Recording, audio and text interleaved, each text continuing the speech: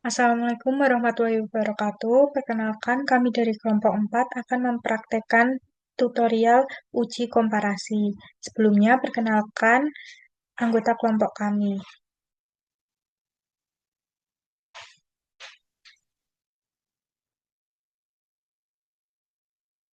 Yang pertama ada Fathinatus Solihah dengan 3 NIM digit terakhir 149. Selanjutnya ada Nabila Khairunisa dengan NIM digit terakhir 160. Kemudian ada Firda Maya Pratiwi dengan 3 digit NIM terakhir 161. Kemudian ada Abelia Permatasari dengan NIM digit terakhir 163. Selanjutnya ada M. Naufal Kanafaro dengan NIM digit terakhir 173. Kemudian ada saya sendiri, Nandini Syifa Aulia Safitri dengan NIM digit terakhir 178. Selanjutnya akan disampaikan oleh rekan saya.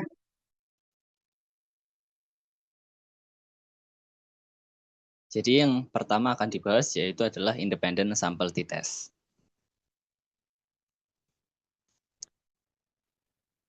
Apa sih independent sample t-test itu? Jadi independent sample t-test adalah uji yang digunakan untuk mengetahui apakah ada perbedaan rata-rata dari data kelompok A dengan data kelompok B. Dengan kelompok A dan kelompok B ini tidak berpasangan. Untuk hipotesis awalnya yaitu tidak ada perbedaan nilai rata-rata dan hipotesis satunya adalah ada perbedaan nilai rata-rata.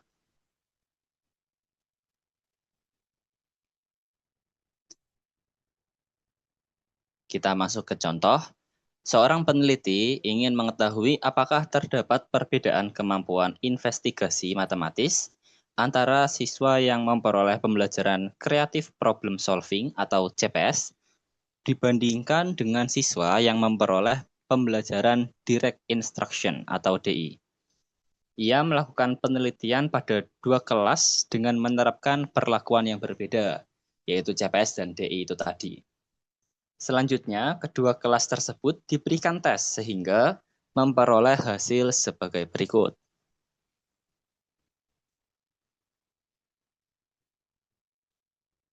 Di sini dapat dilihat ada dua kelas, yaitu ada kelas yang memperoleh dengan pembelajaran CPS dan juga pembelajaran DI. Dan juga mendapatkan nilai-nilainya. Kita lanjut.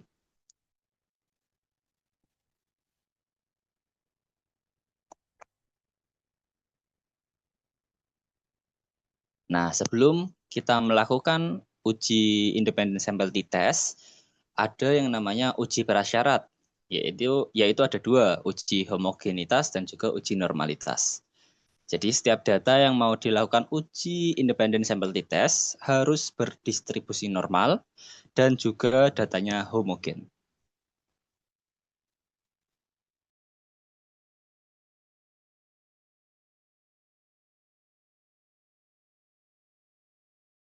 Ada harapan hidup. Baik teman-teman, sekarang kita langsung masuk ke praktek SPSS-nya. Lanjutnya kan tadi kita udah dapat data yang dihasilkan ya, ada di sini. Nah, kita bentuk datanya itu jadi seperti ini dulu teman-teman.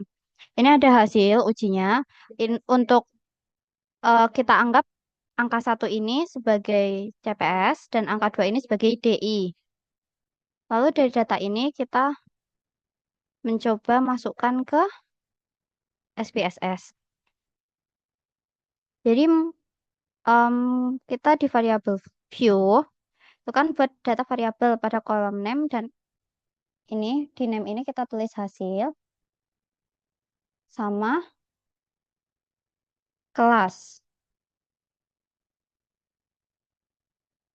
dengan desimalnya kita nolkan untuk keduanya.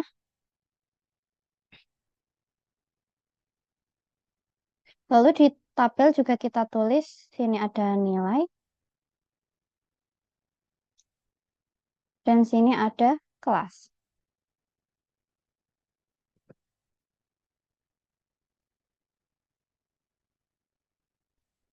Value-nya 1 itu berarti kelas A. Lalu untuk yang 2 berarti itu kelas B. Oke. Kita add dulu, lupa. Oke. Lalu kita pindah ke data view dan masukkan hasil dari yang tadi.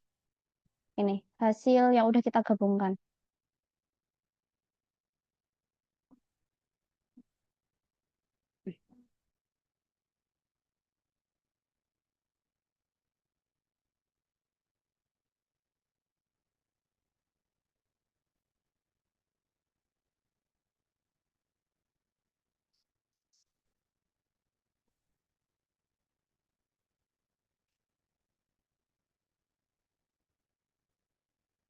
Nah, lalu kita untuk menguji yang normalitas, itu kan ada klik analyze,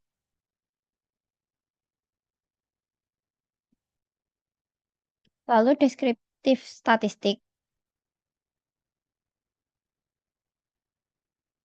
Bentar. Lalu yang explore. Lalu akan muncul seperti ini. Masukkan nilai KIM atau hasil kepada dependent list dan kelas ke factor list. Klik plots yang ada di bawah statistik ini. Normality plot with test. Terus juntin. Lalu oke.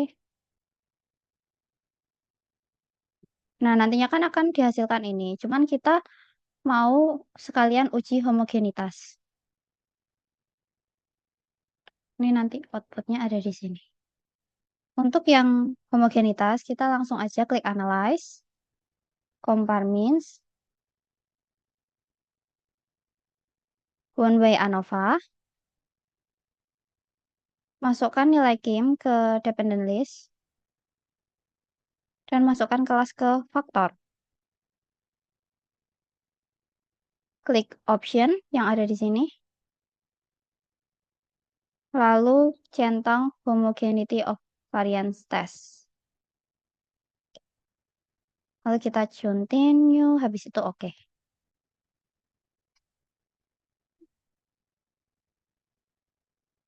Nah, nanti outputnya akan ada di sini. Ini kan kalau dari awal, ini ada tabel-tabel, bisa dilihat keterbacaannya. Ini untuk one way, dan yang ini untuk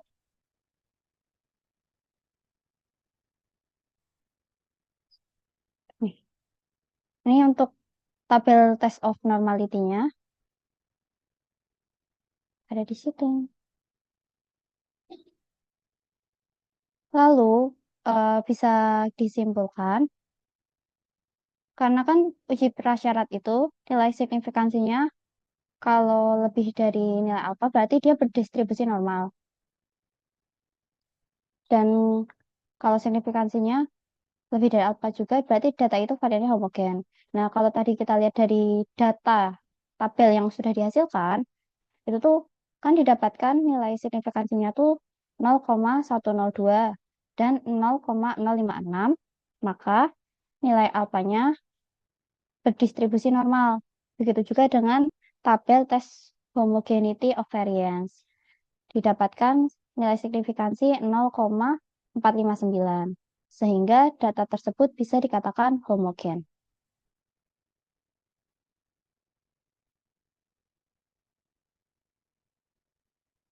Selanjutnya akan dijelaskan oleh teman saya.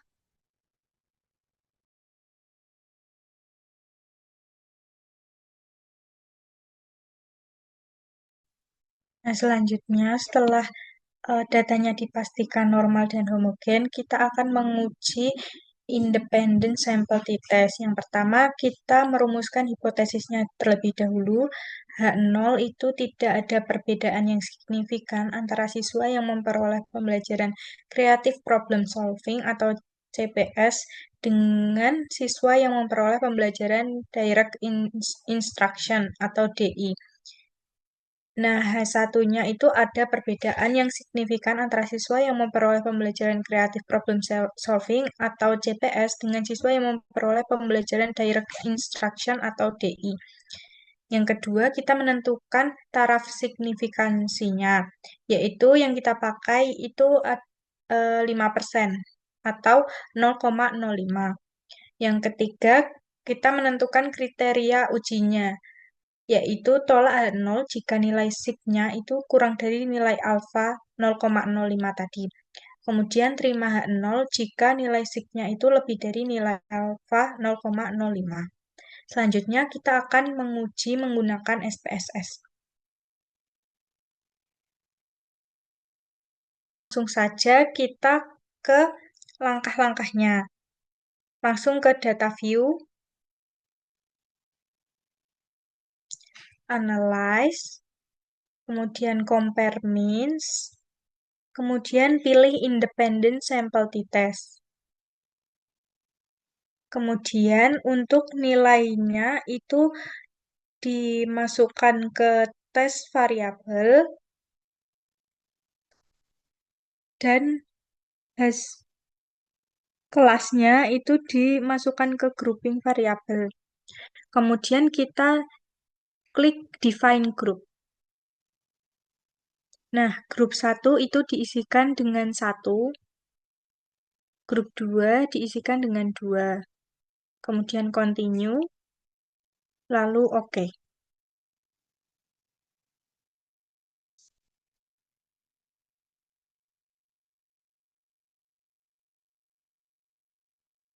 Nah, di sini keluar output dari uji independent sample t-test yang akan dijelaskan oleh rekan saya.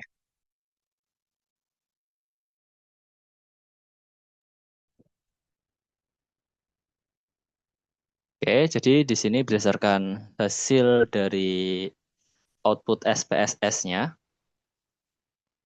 kita dapat memperoleh pada tabel independent sample t-test bahwasanya di sini diperoleh sig to tail-nya itu 0,00 yang berarti 0,00 ini kurang dari alfa atau 0,5 atau 5%, yang artinya H0 ditolak. Maka kesimpulannya, karena H0 ditolak, maka yang diterima H1, jadi ada perbedaan yang signifikan antara siswa yang memperoleh pembelajaran kreatif problem solving dengan siswa yang memperoleh pembelajaran direct instruction.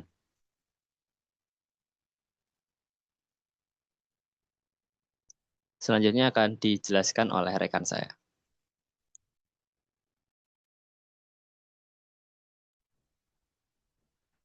Selanjutnya ada paired sample t-test.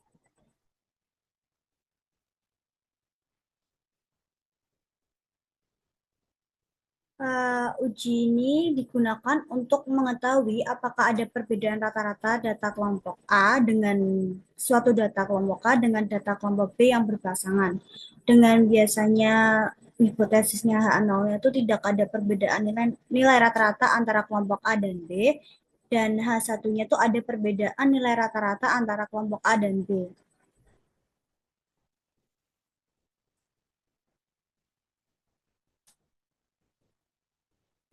Untuk sebuah kasusnya, di sini ada dilakukan sebuah uji coba pengaturan suhu ruang perawatan di rumah sakit untuk menurunkan suhu tubuh pasien yang demam. Sebelum pengaturan suhu ruang dilakukan, pengukuran suhu tubuh awal itu X, dan setelah pengaturan suhu ruang dilakukan pengukuran suhu tubuh kembali itu Y. Dengan tingkat signifikannya itu 5%, ujikan apakah pengaturan suhu ruang mampu menurunkan suhu tubuh pasien menggunakan uji paired sample t-test dengan data ada di samping. Next.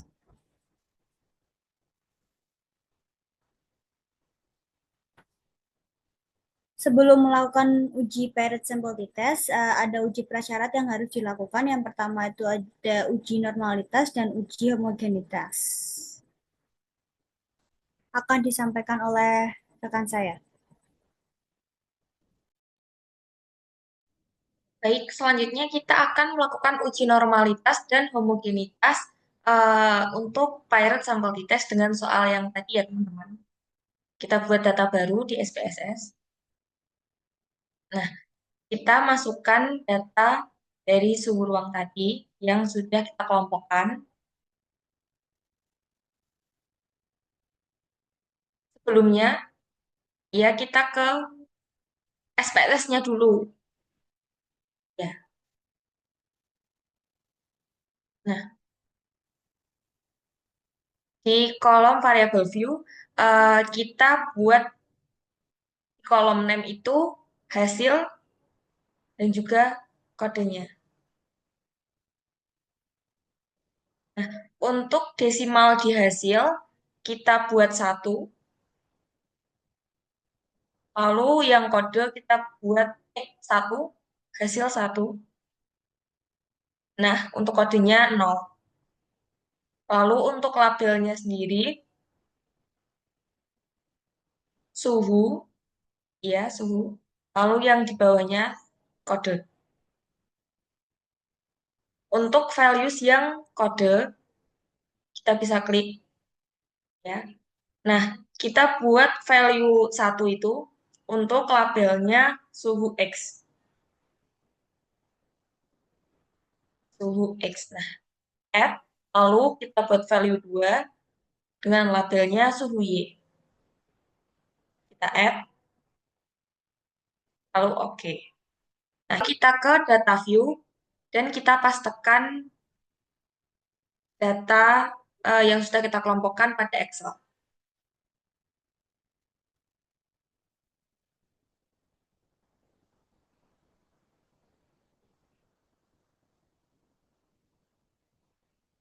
Nah, di mana kode 1 ini untuk pengaturan suhu tubuh awalnya, lalu untuk yang 2 itu suhu tubuh setelah suhu ruangnya diganti.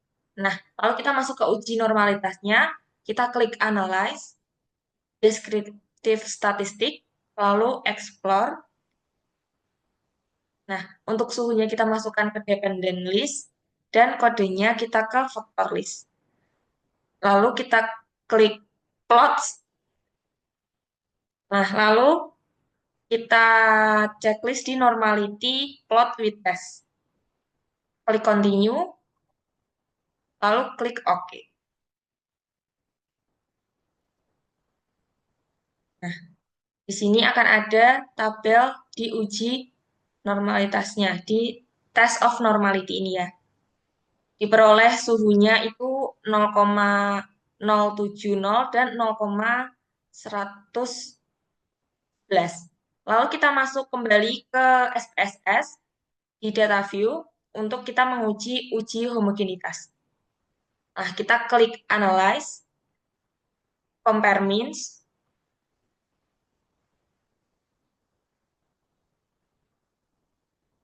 lalu kita klik One Way ANOVA,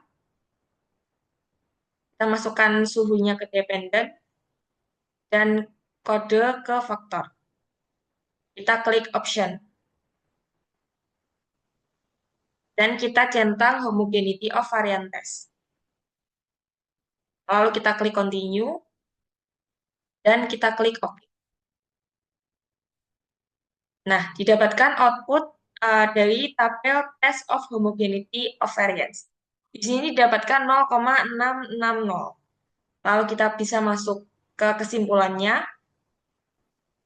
Di sini kita mengambil dasar pengambilan keputusan, di mana uji prasyaratnya ini, jika sik lebih dari alfa, maka data berdistribusi normal, dan juga jika sik lebih dari alfa, maka data bervarian homogen.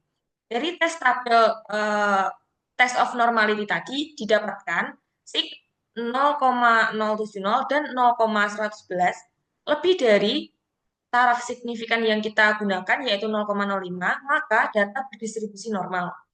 Lalu, dari tabel tes homogeneity of variance, didapatkan signya 0,660.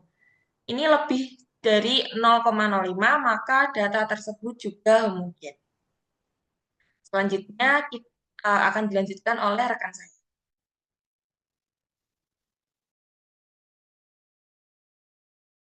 Selanjutnya kita masuk ke uji paired sample t-test. Karena tadi sudah terbukti datanya normal dan homogen, maka kita bisa melanjutkan ujinya ke uji paired sample t-test. Nah, untuk langkah-langkahnya yang pertama yaitu merumuskan hipotesis. H0-nya tidak ada perbedaan yang signifikan dalam suhu tubuh pasien sebelum dan setelah pengaturan suhu ruangan atau pengaturan suhu tersebut tidak berpengaruh. Lalu, H1-nya yaitu ada perbedaan yang signifikan dalam suhu tubuh pasien sebelum dan sudah pengaturan suhu ruangan atau pengaturan suhu berpengaruh. Lalu langkah yang kedua yaitu menggunakan taraf signifikan. Berdasarkan dari soal yang diketahui, tadi sudah terdapat taraf signifikannya yaitu 5% atau 0,05.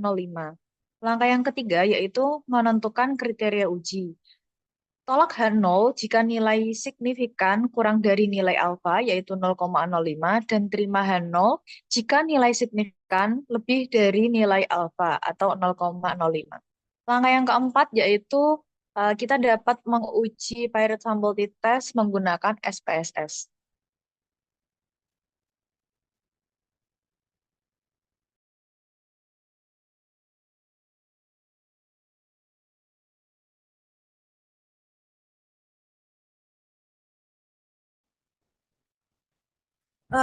Selanjutnya dengan menggunakan data yang sebelumnya, kita pindah ke SPSS, kita pilih menu Analyze, pilih Compare Means, terus pilih Pair Sample Test.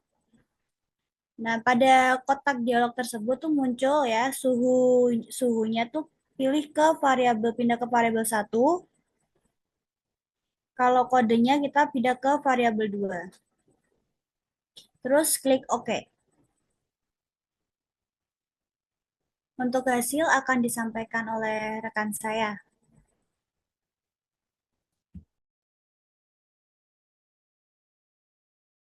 Baik teman-teman, karena tadi sudah dilakukan praktek SPSS-nya dan hasilkan 3 output.